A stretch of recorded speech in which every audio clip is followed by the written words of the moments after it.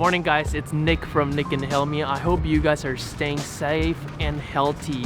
As you know, things have changed in the last 3 months dramatically around the world. That includes Sydney, Australia.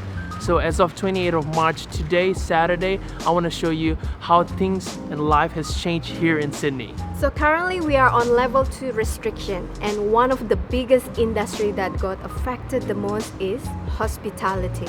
A lot of cafes and restaurants, some of them are still open, some of them decided to close.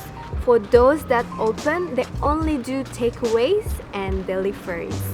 And a lot of parts unfortunately decided to close because we do have the social distancing precaution, which is you have to be about 2 meters away from one person. That's why they decided just to do takeaway only. So please support the small businesses, and even us, we are still doing takeaways. If you're outside around the Sydney area, you'll find that there's not a lot of people outside, and that's because the government's advice is actually to stay indoor as much as possible and only to go out when you need your essential things like going to work, pharmacies, groceries, or even going to the doctor. And because of that, you can see a lot of the retail shops are closed. That includes casinos, gyms as well, which is really sad, but that's what the situation has become right now.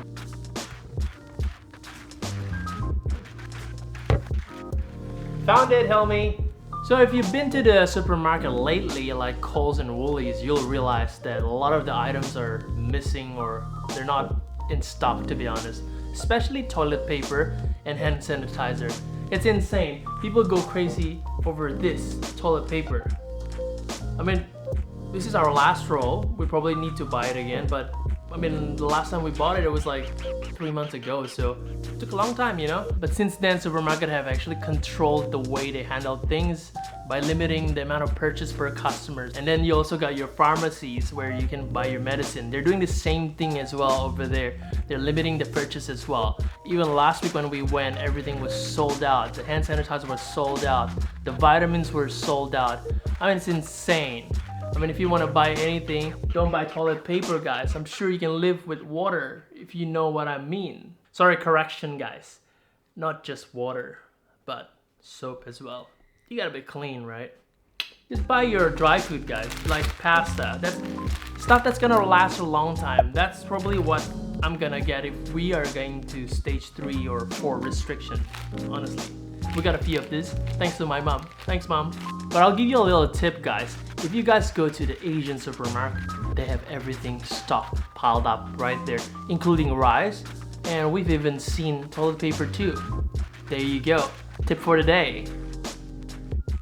Now when it comes to local transportation here in Sydney, ferries, buses, trains and the light rail are still operating. Though you will find that there is a lot less user, as the need to travel has decreased. One thing I found interesting was the measure they're taking to keep the public transportation clean and as frequently as possible.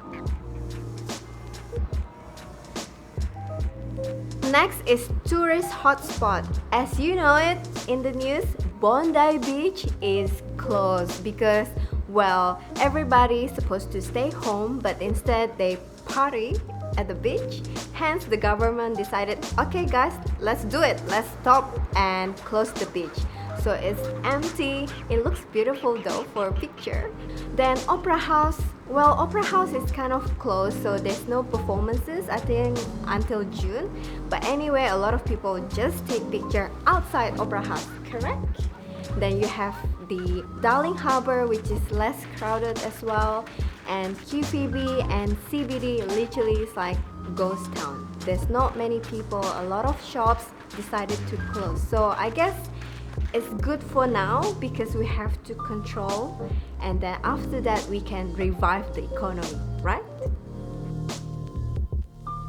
So Sydney is currently on level 2 restriction, which means some of the companies are business as usual, but with some social distancing measure in place. Some of other companies are allowing the employees to work from home, which is very nice. Now work meetings or team meetings replaced by Zoom, Skype calls, just to make sure you don't meet your colleagues or your friends.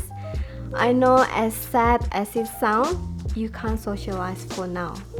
Next is masks. Now, if you guys been to Japan or Korea, you'll see very easily the culture over there is all about wearing masks, especially if you're sick, you're coughing, you have a flu, so you're considerate to others who are healthy. But here in Australia, it's a 50-50.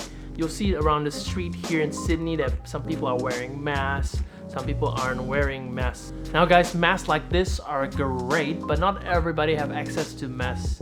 So one of the best way is to wash your hand and practice social distancing. Now if you're not feeling well, just stay at home.